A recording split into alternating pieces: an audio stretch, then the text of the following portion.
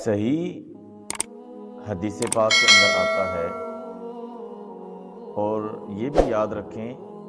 کہ دنیا ادھر کی ادھر ہو سکتی ہے، لیکن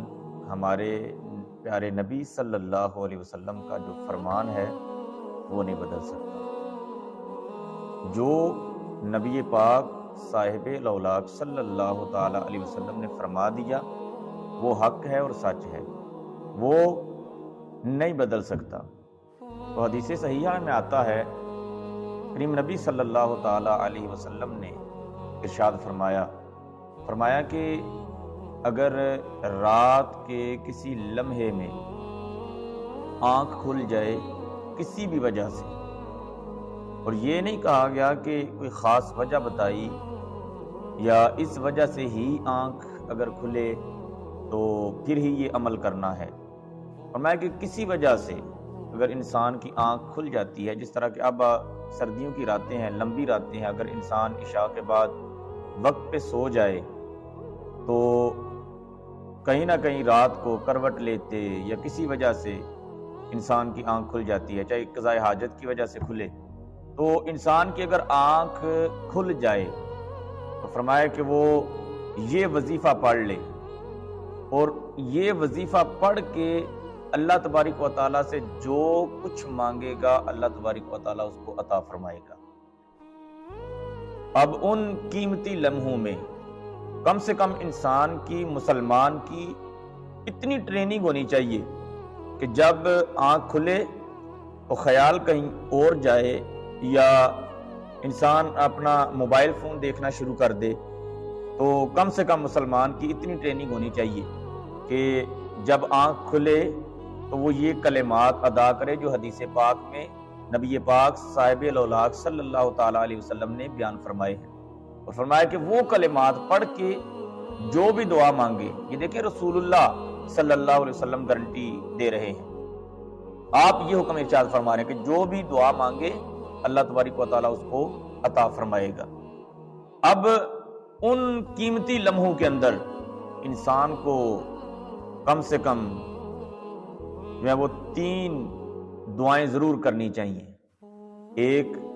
اپنے لیے اور اپنے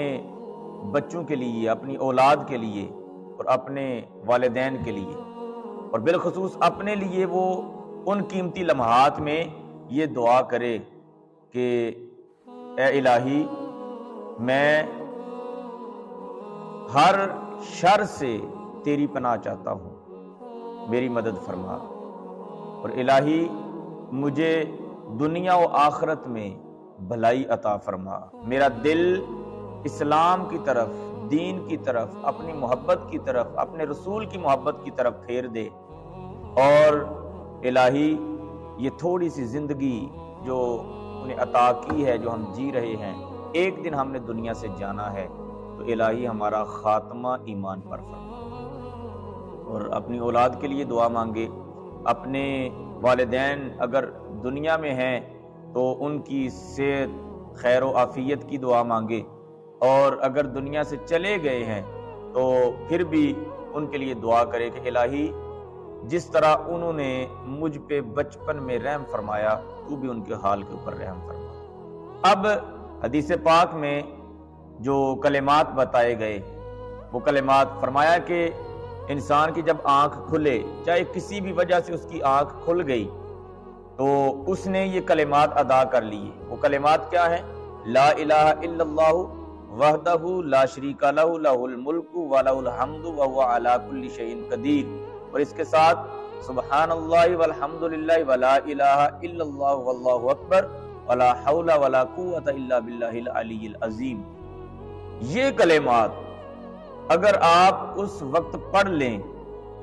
جب آنکھ کھلے، تو اس وقت یہ الفاظ پڑھ کے اللہ تبارک و تعالیٰ سے جو بھی دعا مانگے اللہ تبارک و تعالیٰ ضرور عطا فرمائے گا۔ یہ حدیث پاک میں آیا ہے، تو ہمیں یہ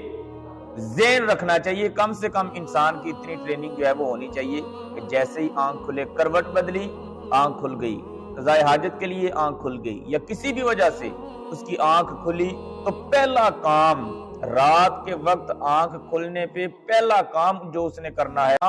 کرنا ہے وہ یہ کلمات ادا کرنے ہیں۔ یہ کلمات ادا کر کے اپنے لیے بھی بھلائیاں طلب کرے، اپنی اولاد کے لیے بھی بھلائیاں طلب کرے، والدین کے لیے بھی بھلائیاں طلب کرے۔ اللہ تبارک و تعالی انہیں فی الفور